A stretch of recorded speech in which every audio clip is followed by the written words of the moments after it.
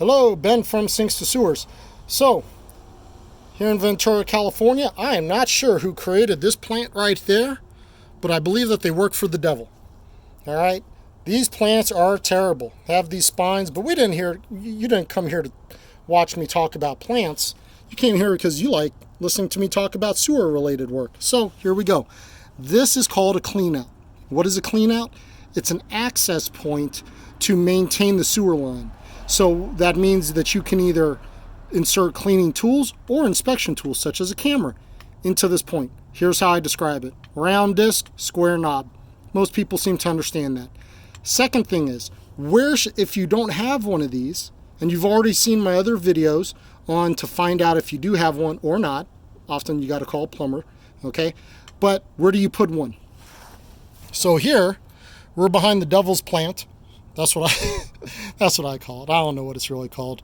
But we're behind the devil's plant, and they decided to put this clean out behind the plant. Meanwhile, they had all that open space.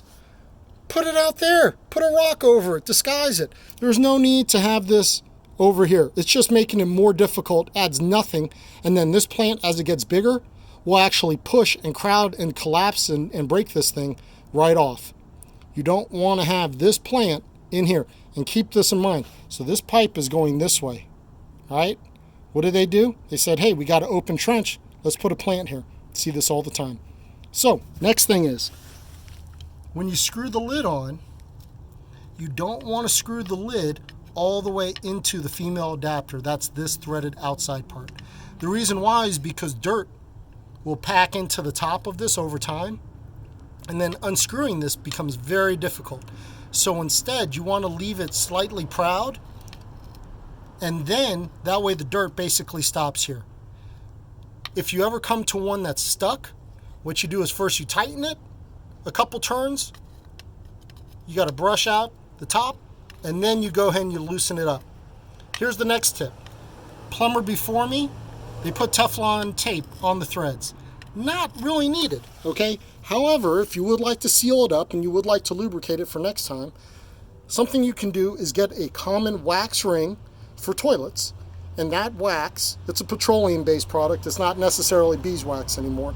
But that wax works absolutely great for sealing the threads. It helps it screw in easier, which is always a good thing, right?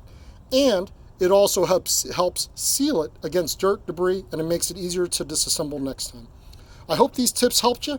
If you ever have any other sewer questions or you need service for your sewer line or an inspection, by all means, give me a call. If you're in the Ventura, California area, 805-758-5901, and I appreciate you watching.